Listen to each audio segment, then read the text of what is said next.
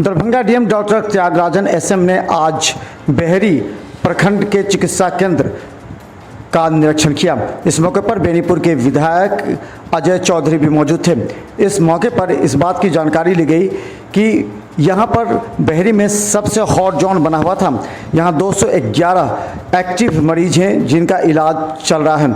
इस संबंध में दरभंगा डीएम ने एएनएम को जिन घरों में कोरोना पॉजिटिव हैं उनका प्रत्येक दिन का हाल लेने के लिए उनसे विचार विमर्श किया और कहा कि सभी एएनएम और जीएनएम जाकर जानकारी ले और इसकी सूचना प्राथमिक स्वास्थ्य केंद्र में ताकि उनका इलाज हो सके।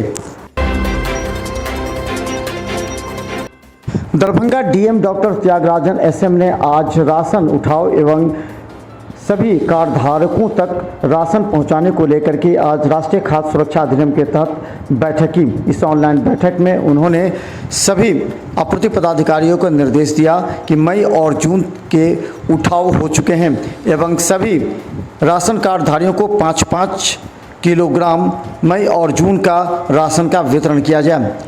उन्होंने ये भी कहा कि मुख्यमंत्री गरीब कल्याण योजना के तहत सभी कार्डधारकों को अनाज मिलेगा। वहीं अंत्योदय योजना के तहत 35 किलोग्राम अनाज लाभुकों को दिया जाएगा। कोरोना महामारी संकट दूर करने के लिए किया जा रहा प्रयास। दरभंगा डीएमसीएच के आइसोलेशन एवं कोरोना वार्ड की सुरक्षा के लिए अब बेता ओपी को दरभंगा एसएसपी के द्वारा यहां तैनात किया गया है। यहां पर दंगा फोर्स के अलावा एक एएसआई अधिकारी यहां तैनात रहते हैं। गौरतलब है कि दरभंगा के आइसोलेशन में देर रात मारपीट की घटना एवं ऑक्सीजन सिलेंडर को लेकर हो रहे आपाधापी आरोप प्रत्यारोप को लेकर दरभंगा एसएसपी ने यहां पर पुलिस पदाधिकारी को तैनात किया है। गौरतलब है कि कई बार शिकायत मिली थी कि बाहर के लोग अनावश्यक रूप से यहां भीड़ लगाते हैं, इस वजह से इन लोगों की जिम्मेवारी दी गई है। ये बेता थाना से हम लोग हैं। यहाँ पर ड्यूटी जो है सो जो भी बहाना था हम मरीजों को देखभाल करते हैं कि कोई हंगामा नहीं हो, गैस के लिए कोई हंगामा नहीं करे, है ना। और जितना भी गाड़ी वगैरह आती है उसको साइड लगवाते हैं हम लोग, सिपाही जितने भी है सभी की मदद से, और ये लोग साइड लगा करके कोई हंगामा ये सब नहीं हो, इसीलिए हम लोग यहाँ पर ड्यूटी करते हैं और शांति व्यवस्था बनी रहती है, कोई दिक्कत नहीं। अब तो कोई हंगामा शाम सब शांत है, कोई दिक्कत नहीं। 2 शिफ्ट में रहते हैं कि यहाँ पर? हाँ, 3 शिफ्ट चलता है यहाँ। दरभंगा डीएमसीएच के आइसोलेशन में स्वास्थ्य अधिकारी के अनुसार आज सभी 120 बेड पर मरीज भरे हुए हैं। वहीं आज 4 कोरोना मरीज की मौत डीएमसीएच में होने की सूचना मिली है, जिसमें 2 सहरसा, 1 मधुबनी और 1 दरभंगा की है। इसके अलावा एक महत्वपूर्ण सूचना यह है कि दरभंगा डीएम के निर्देश के बाद जिस इमरजेंसी से सीसीडब्ल्यू में भेजे जाने वाले कोरोना मरीजों को डोवेन लैब में अब शिफ्ट किया जा रहा है। गौरतलब है कि दरभंगा डीएम को यह सूचना मिली कि कोरोना मरीजों को सीसीडब्ल्यू में रखा गया है। इसके बाद अधीक्षक ने तुरंत कार्रवाई की है।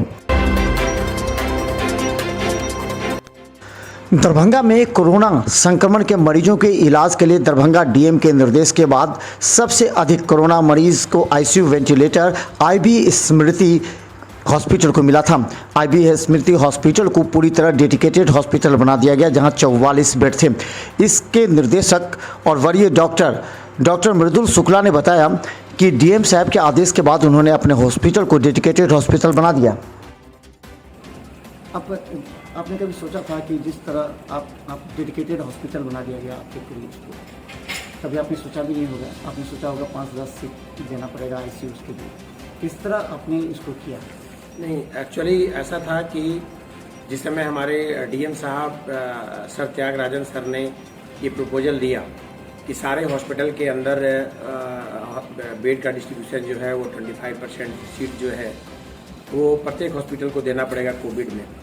तो हम लोगों ने सर को एक सलाह दिया कि सर या तो डेडिकेटेड हॉस्पिटल ही बना दीजिए, बिकॉज सेपरेट करना हम लोग का इंफ्रास्ट्रक्चर इस प्रकार का नहीं है कि हम लोग कोविड और नॉन कोविड के दोनों के पेशेंट को अलग अलग एक साथ एक हॉस्पिटल के अंदर ट्रीट कर पाएंगे। तो वैसे कंडीशंस में उन्होंने मेरी बात सुनी और सर ने बड़ी सहजतापूर्वक मुझे बोला कि ठीक है, तो आपका जो 2 हॉस्पिटल रूरल द मेडिसिटी है और आईबी स्मृति आरोग्य सदन है, ये दोनों ही हॉस्पिटल में आप एक हॉस्पिटल को डेडिकेटेड कर दीजिए और एक हॉस्पिटल को आप कोविड के बिना चलाने की प्रक्रिया आप कर लेते हैं।